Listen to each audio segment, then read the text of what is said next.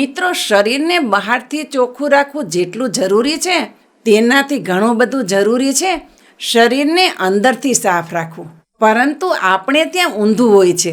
આપણે બહારથી તો આપણા શરીરની સાફ સફાઈ કરી નાખીએ છીએ, પરંતુ આપણા શરીરમાં અંદર કેટલી ગંદકી જમા થયેલી છે જો આપણે તે જોઈ લઈએ તો 2 દિવસ સુધી આપણને જમવાનું પણ ન ભાવે. જો તમે વારંવાર બીમાર પડતા હોય, શરીરમાં નબળાઈ અને થાક લાગેલો જોવા મળતો હોય, કામ કરવામાં મન ન લાગતું હોય અને આખો દિવસ તમારો મૂડ ખરાબ રહેતો હોય તો સમજી લેવું તમારું શરીર અંદરથી ખરાબ થયું છે અને આ શરીરને અંદરથી સાફ કરવાની ખૂબ જ જરૂર છે.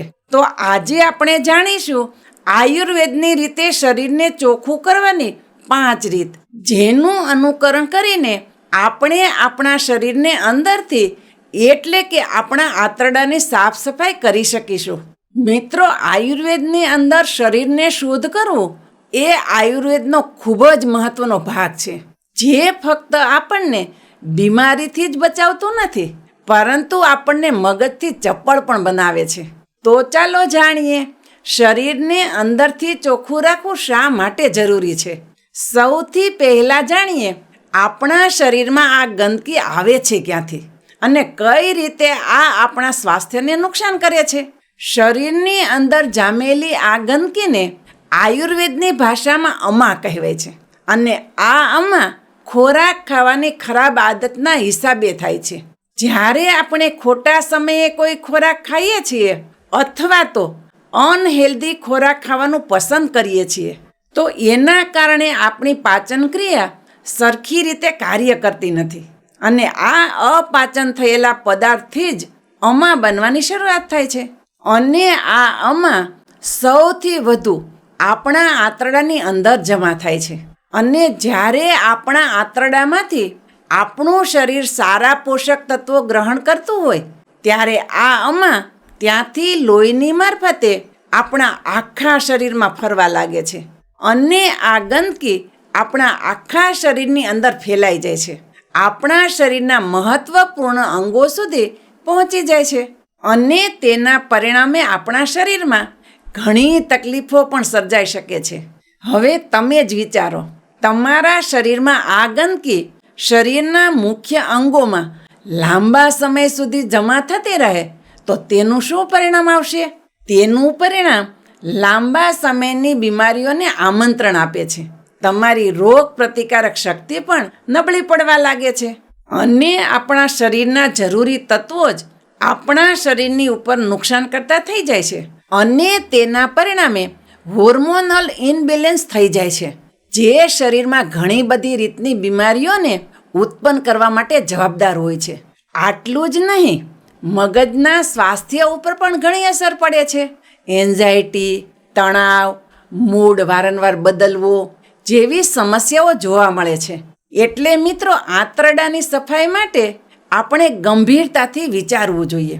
આંતરડાની સફાઈ ફક્ત આપણા પાચનતંત્ર માટે જ નહીં પરંતુ આપણા આખા સ્વાસ્થ્ય માટે ખૂબ જ જરૂરી છે. હવે વાત કરીએ 5 આયુર્વેદિક ઘરેલું નુસ્ખાની, જેની મદદથી તમે તમારા આંતરડાની સફાઈ જાતે જ કરી શકો છો અને શરીરમાંથી આ અમા એટલે કે આ ગંદકીને દૂર કરવામાં આપણને મદદ મળશે. તો સૌથી પહેલી રીત છે સવારે ઉઠીને ગરમ પાણીમાં લીંબુ નાખીને પીવું. આ સાવ સરળ અને અસરકારક રીત છે. જો તમે દિવસની શરૂઆત આ રીતે કરશો તો આખી રાત સુધીમાં જમા થયેલી ગંદકી પેટમાંથી કાઢવામાં સરળતા રહેશે. ગરમ લીંબુ પાણી પીવું ફક્ત તમારા પાચન તંત્રને જ એક્ટિવ નથી કરતું પરંતુ તે તમારા શરીરની પાચન અગ્નિ એટલે કે જઠરાગ્નિને પણ પ્રોત્સાહન આપે છે. આયુર્વેદમાં કહેવામાં આવે છે, જો તમારા શરીરની પાચન અગ્નિ મજબૂત હોય તો શરીરમાં ગંદકીને આ અગ્નિ જમા થવા દેતું નથી. એટલે સવારમાં આ પાણી પીવાથી તમારા શરીરના શુદ્ધિકરણનું કાર્ય શરૂ થઈ જશે. રાતથી સવાર સુધીમાં જે ગંદકી શરીરમાં જમા થતી હોય તે આરામથી શરીરમાંથી નીકળવા લાગશે. લીંબુ પાણીમાં વિટામિન સી હોય છે, જે તમારી રોગ પ્રતિકારક શક્તિ વધારે છે. દરરોજ સવારે લીંબુ પાણીથી જો તમે શરૂઆત કરશો તો તમારા શરીરમાં આખો દિવસ તમને તાજગીનો અનુભવ થશે.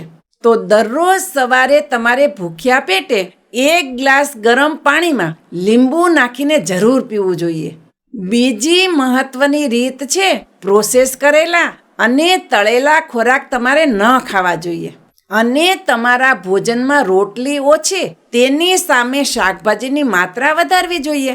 મિત્રો, જો તમે તમારા શરીરમાંથી ગંદકીને કાઢવા માંગતા હોય તો તમારે તમારા ખોરાક ઉપર ખાસ ધ્યાન દેવું પડશે.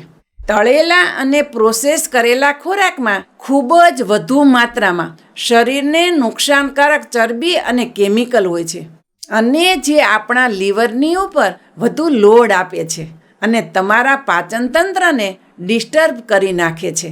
આ ખોરાકને પાચન થવામાં વધુ વાર લાગતી હોય છે. એટલા માટે જ આ ખોરાક આપણા આંતરડામાં પડ્યા સડતા રહે છે અને શરીરને નુકસાનકારક કેમિકલો ઉત્પન્ન કરે છે. એટલે જો તમે તમારા પેટને સાફ રાખવા માંગતા હોય તો બધી જ રીતના પ્રોસેસ કરેલા ફૂડથી, મેંદાવાળા ખોરાકથી અને તળેલા ખોરાકથી તમારે ખાસ કરીને બચવું જોઈએ. અને બીજી ખાસ વાત, તમારે રોટલી ઓછી અને શાકભાજી વધુ ખાવી જોઈએ. એનો મતલબ એવો થાય છે, જો તમે 4 રોટલી ખાતા હોય અને સાથે 1 વાટકી ભરીને દાળ ખાતા હોય તો તેની જગ્યાએ 2 રોટલી અને 3 વાટકી ભરીને દાળ અને શાકભાજી ખાવા જોઈએ, જેનાથી તમારા શરીરમાં ફાઈબરની માત્રા વધશે.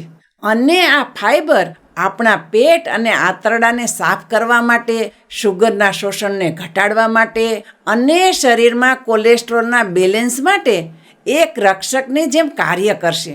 અને આ ફાઈબર શરીરની ગંદકીને સાફ કરવામાં મુખ્ય ભૂમિકા ભજવે છે. અને જ્યારે રોટલીની વાત આવે તો ખાસ કરીને ધ્યાન રાખજો, મેંદાથી બનાવેલી રોટલી કે બ્રેડ તમારે ન ખાવી જોઈએ. તેની જગ્યાએ તમે જવની રોટલી, બાજરાની રોટલી, રાગીની રોટલી અથવા તો મકાઈની રોટલી, આ બધી જ વસ્તુમાં ફાઈબરની માત્રા વધુ હોય છે અને આ તમારા સ્વાસ્થ્ય માટે સારી હોય છે. એટલે જ્યારે આપણે હેલ્ધી ખોરાક ખાઈએ છીએ ત્યારે આ હેલ્ધી ખોરાક આપણા શરીરને અંદરથી ચોખ્ખું કરે છે. પરંતુ મિત્રો, શું તમે જાણો છો, ક્યારે ખાવું એટલું જ મહત્વનું છે કે જેટલું મહત્વનું છે શું ખાવું. ત્રીજી રીત છે ખાવાના સમયનું ધ્યાન રાખવાનું. મિત્રો, રાત્રે વહેલું ભોજન કરવું અને સવારે મોડો નાસ્તો કરવો, આ એક એવી આદત છે, જો તમે તેનું અનુકરણ કરશો તો ઘણી મોટી બીમારી તમારી આજુબાજુમાં નહીં આવે. આને તૂટક ઉપવાસ કહેવાય છે. મિત્રો, કુદરતે આપણા શરીરમાં સેટ કરેલી ઘડિયાળ રાત્રે ધીમી પડે છે, જેના કારણે રાત્રે પાચન પણ ધીમું થાય છે.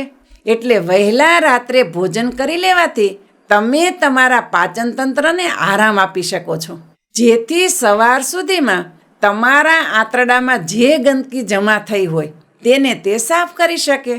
મિત્રો, કુદરતે આપણું પાચન તંત્ર ઓટોમેટિક ચોખ્ખું થાય તેવી વ્યવસ્થા કરેલી છે, પરંતુ આ સિસ્ટમ ત્યારે જ ચાલુ થાય છે જ્યારે આપણું પેટ અને આપણા આંતરડા આરામ કરતા હોય. એટલે જો તમે રાત્રે વહેલું ભોજન કરી લ્યો છો તો તમારા આંતરડાને આરામ કરવાનો સમય મળે છે. અને આપણે સવારે જ્યારે મોડો નાસ્તો કરીએ છીએ એટલે આંતરડાને ચોખ્ખું થવા માટે લાંબો સમય મળી જાય છે. અને આવું કરવાથી ફક્ત તમારું પાચન તંત્ર જ નથી સુધરતું, પરંતુ તમારું ચયાપચય પણ સારું થાય છે.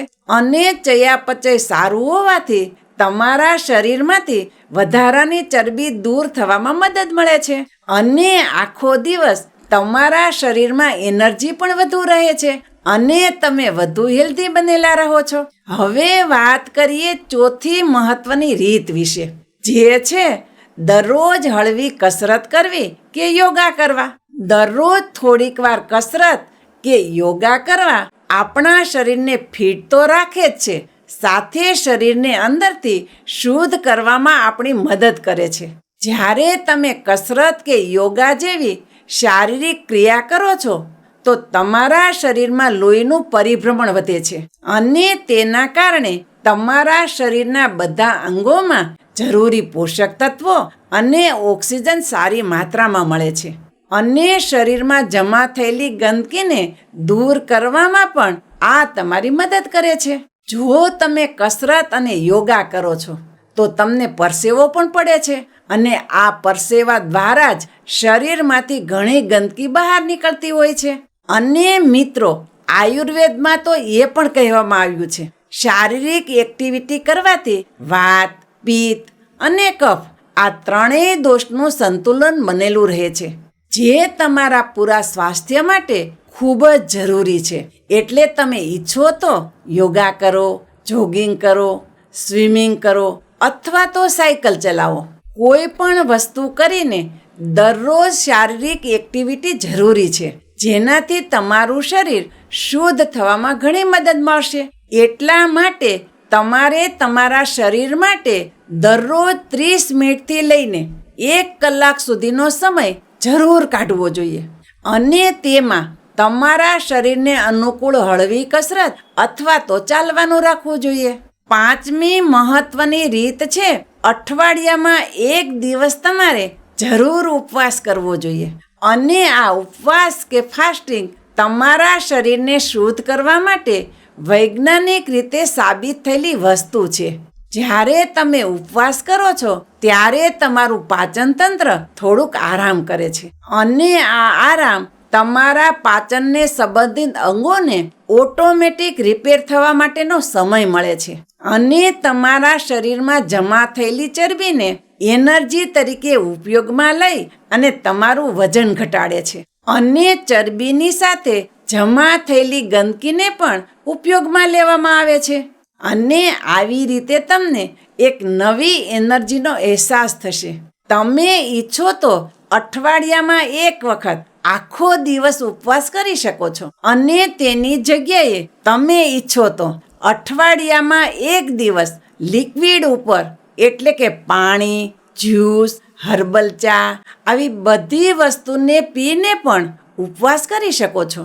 તમારા શરીરને જે રીતે માફક આવતું હોય તે રીતે ઉપવાસ કરવો અને જે તમારા શુદ્ધિકરણની પ્રોસેસને વધુ અસરકારક બનાવી દેશે.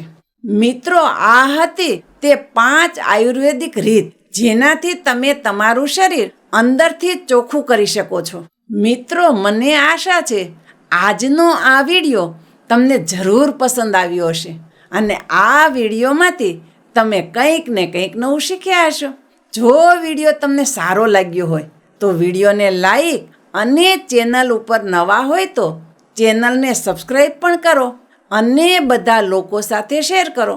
હું શારદાબેન ગોસ્વામી તમને ફરી મળીશ એક નવા જ વિડીયો સાથે. ત્યાં સુધી મસ્ત રહો, સ્વસ્થ રહો.